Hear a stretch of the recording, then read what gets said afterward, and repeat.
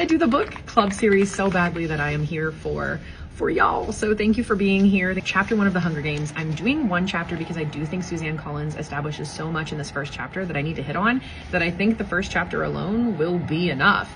So I think it's interesting that she chooses to start the chapter out by introducing us to Prim before introducing us to Katniss. And that's because that's who's most important to Katniss.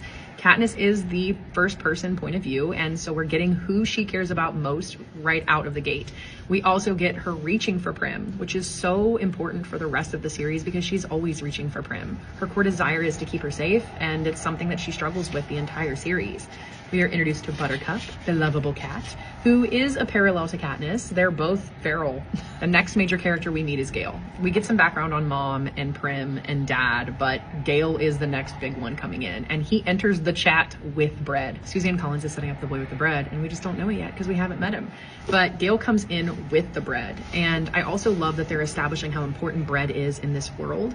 There has been some comments about the religious ties in the Hunger Games. I plan to do a separate video on this, but bread is important in a lot of religions, and it's interesting how important bread is in a society where you go hungry. He is introduced with the bread. He has it and brings it in on an arrow, and I also like that because it's already setting up where Gale is a little more violent, and he continues down this path that we're going to see for him. And it's just, when you're doing a second reread or a 100th reread, you're like, he's coming in with the bread on an arrow. It just seems a little aggressive.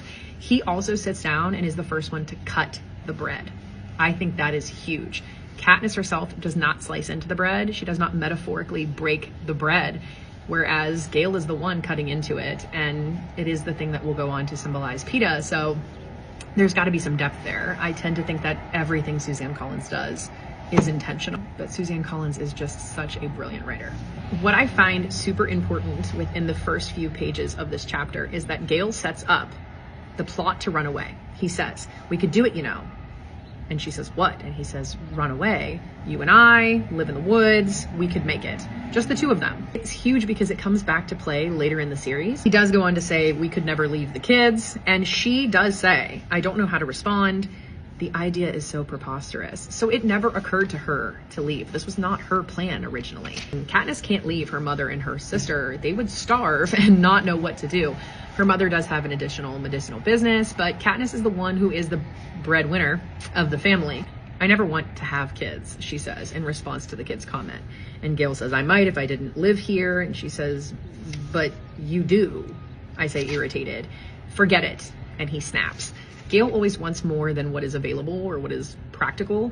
He wants, I think right here, he wants something from her. He wants her to say that she wants children or understand him. He's not getting what he wants from her, so of course he's going to snap at her.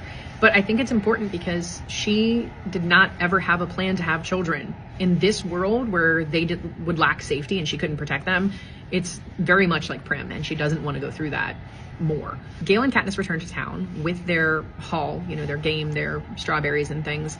They are coming back into town for the reaping, and they stop at Madge's house. Madge is the mayor's daughter, and the mayor purchases strawberries from them because Madge likes them. Gale looks at her and makes a comment about her white dress and her pink ribbon. I think it's important to note that she's in a white dress. White can mean purity. I think it's an interesting choice to set her up to wear white, which is something synonymous with your wedding day, on the day that she's going to die. And I think it's interesting that she, as someone in the upper class in District 12, is wearing white as if she is maybe more pure than other people. Also, maybe she has better access to cleaning a white dress. There's probably a lot of layers there. Feel free to elaborate on your thoughts in the comments. She also is wearing a pink ribbon, which I think sets her up to look more childish, which is weird for us, but by the Capitol standards, knowing what we know, is a little gross and dangerous. Gale takes a jab at her and says, well, you know, pretty dress. She jabs back. Well, if I end up going to the Capitol, I want to look nice, don't I? And I think it's so important that Katniss can't discern what she's intending to do here. She says, does she mean it, or is she messing with him? I'm guessing the second.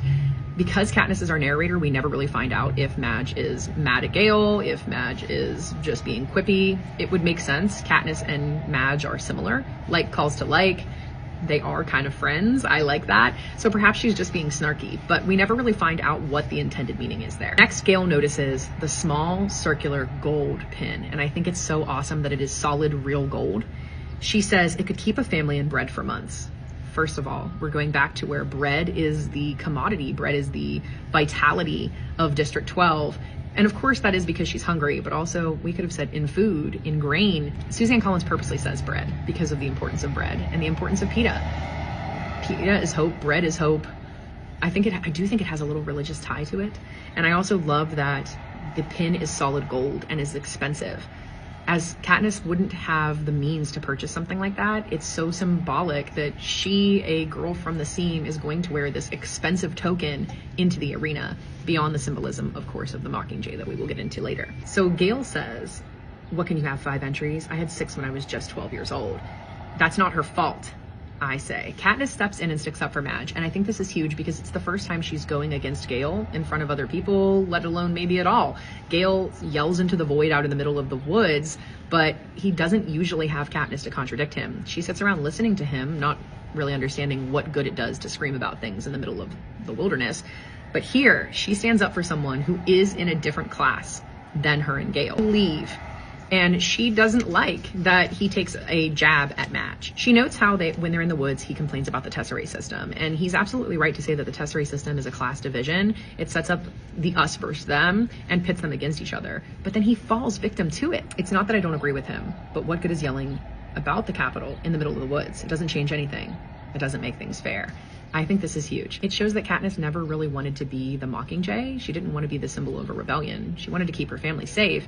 And she agrees with Gale, but she doesn't see the point in being upset. She doesn't let her rage control her. As we continue through the series, Gale lets this rage control him, and he falls victim to these controlling factors like the Tesserae. I love how Suzanne Collins continues to set up this world and build the world of Panem. She says that attendance is mandatory for the Hunger Games, unless you are on death's door.